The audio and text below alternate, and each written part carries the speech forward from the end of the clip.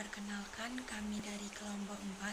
Di sini kami akan menjelaskan tentang audit keuangan internal dan pemerintah, audit operasional, dan audit intelektual. Yang pertama, audit internal keuangan.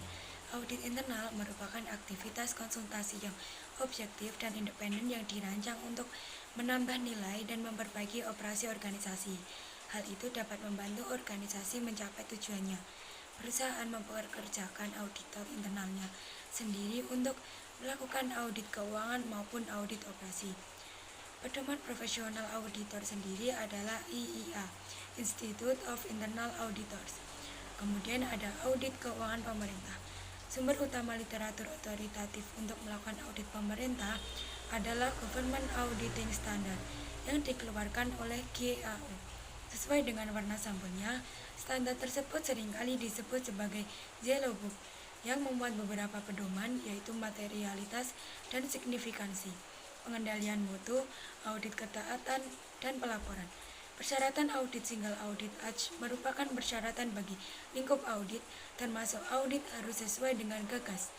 Audit harus memahami pengendalian internal atas program federal. Auditor harus menentukan apakah klien telah menaati hukum, regulasi, dan provisi kontrak atau kesepakatan hadiah. Oke, baik. Yang selanjutnya terdapat audit operasi.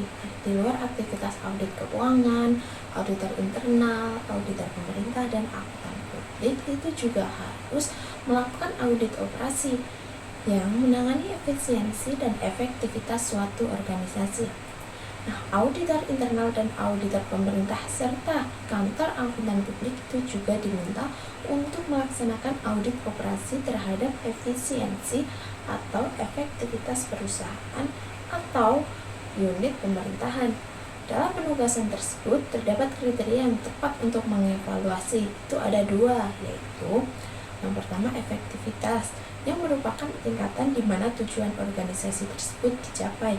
Yang kedua efisiensi, yang merupakan tingkatan di mana biaya dikurangi tanpa mengurangi efektivitas. Nah, perbedaan audit operasi dan juga audit keuangan itu terdapat di tujuan, distribusi lapangan, dan dimasukkan ke bidang non-keuangan. Penyebarannya yaitu dari tujuan audit keuangan itu berorientasi pada masa lalu, sementara audit operasi itu berfokus pada perbaikan kinerja di masa yang akan mendatang. Nah, untuk distribusi laporannya itu, laporan audit operasi itu ditunjukkan terutama untuk manajemennya, sedangkan laporan audit keuangan itu pada umumnya didistribusikan kepada pemakai laporan keuangan eksternal yang dimasukkannya ke bidang non-keuangan. Nah, audit keuangan terbatas pada persoalan yang secara langsung itu mempengaruhi kewajaran penyajian laporan keuangannya. Sedangkan audit operasi itu meliputi setiap aspek efisiensi dan efektivitas dalam suatu organisasinya.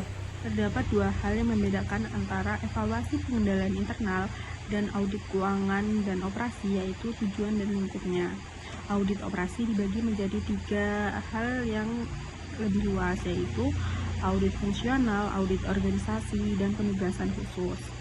Audit operasi itu biasanya dilakukan oleh salah satu kelompok audit, yaitu audit internal, audit pemerintah, dan kantor akuntan publik.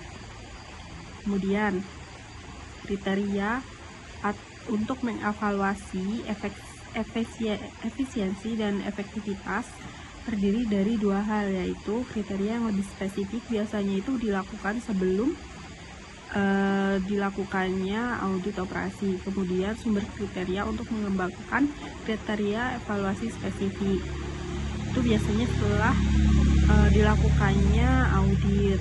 Kemudian terdapat 3 tahap dalam audit operasi. Yang pertama adalah perencanaan audit, kemudian akumulasi dan evaluasi bukti, di mana bukti-bukti pada audit operasi dilakukan itu akan dikumpulkan, kemudian akan dilaporkan dan tindak lanjuti mengenai hasil-hasil yang telah ditemukan. Jadi untuk studi kasusnya yaitu di negara California, yaitu kota Bell City. Jadi masyarakat Bell City itu tuh merasa terkejut bahwa gaji para pejabatannya itu tuh sangat tidak wajar, yaitu untuk manajer kotanya sendiri itu lebih atau mencapai $800.000 dan ditambah dengan kompensasi juga tunjangannya itu per tahun hampir lebih dari $1,5 juta. Nah, sedangkan untuk gaji presiden per tahunnya itu tuh hanya $400.000.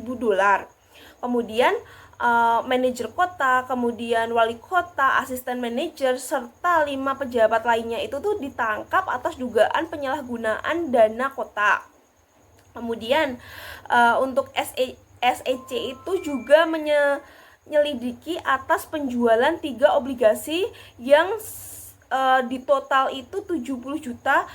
Nah, hasil dari penyelidikan itu tuh mengungkapkan bahwa hasil penjualan itu ditempatkan ke dana umum, bukan ke rekening khusus yang nantinya akan mendapatkan pendapatan bunga. Nah, karena rekeningnya itu tidak berbunga, maka kota Bell City atau masyarakatnya itu tuh tidak mendapatkan benefit berupa pendapatan bunga dalam jumlah yang signifikan.